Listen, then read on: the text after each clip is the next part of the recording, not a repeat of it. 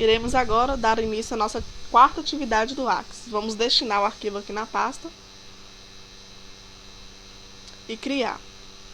Nessa quarta aula, nós vamos desenvolver um banco de dados no modo de folha de design. Então, nós vamos vir em modo de exibição, modo design. Tabela 1, ok. Agora eu irei identificar todos os títulos das colunas. Nome, sobrenome,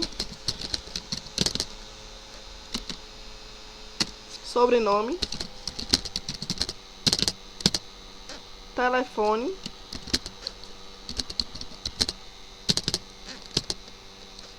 setor, salário líquido,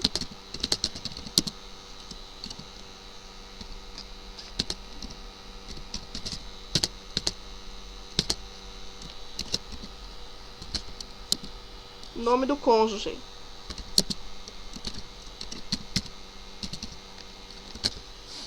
E agora nós vamos identificar quais os tipos de dados vai conter dentro de cada coluna. Na coluna de nome nós vamos manter texto curto, porque é apenas letras. Sobrenome também será texto curto. Telefone nós iremos trabalhar na opção de texto longo, porque apresenta números e símbolos, Os símbolos no caso são os hífens para separar. Setor será texto curto. Salário líquido nós iremos colocar a opção de moeda. Ok. Nome do cônjuge será também texto curto. Vamos voltar ao modo de exibição, folha de dados e salvar a tabela que nós acabamos de criar. Feito isso, agora nós vamos preencher aqui os dados da tabela, certo? Francisco, Andrade e assim por diante. Ok, após terminar de preencher toda a minha tabela, eu irei agora salvar a alteração, a tabela que foi modificada, a digitação. E agora eu irei criar um assistente de formulário. Então, vou criar assistente de formulário. Irei jogar todos os campos de uma só vez. Avançar. O melhor modo para que a gente possa identificar o formulário, um modo mais organizado, é o modo justificado. Neste campo aqui, eu já posso identificar o nome do formulário. Então, eu vou clicar aqui antes de tabela e digitar formulário de... O nome do formulário irá identificar. O nome do formulário irá ser identificado com formulário de tabela 2. E agora eu irei concluir. Ok, ele já me deu aqui o meu assistente de formulário, certo? Ele não pede para fazer modificação, mas eu vou fazer aqui só para a gente aprender melhor, como que funciona.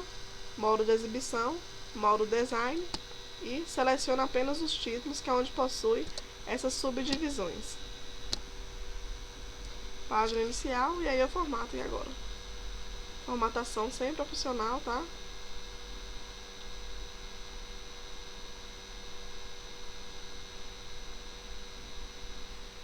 Ok, após modificar, eu volto no modo de formulário e aí ele disponibiliza a visualização da tabela.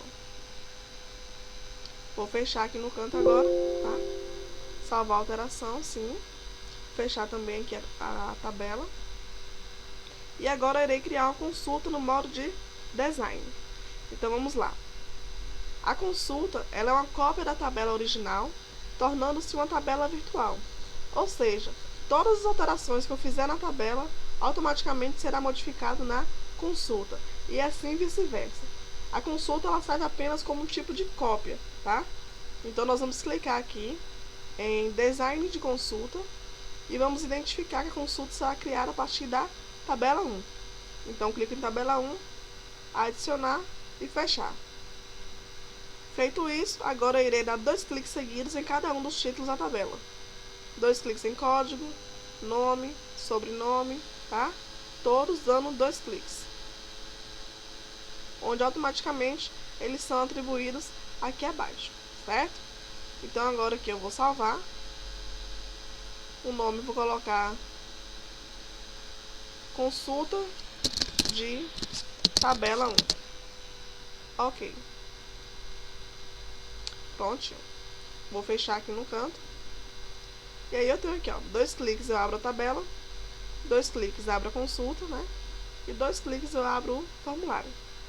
E assim nós finalizamos a nossa quarta aula do Whats. Até mais!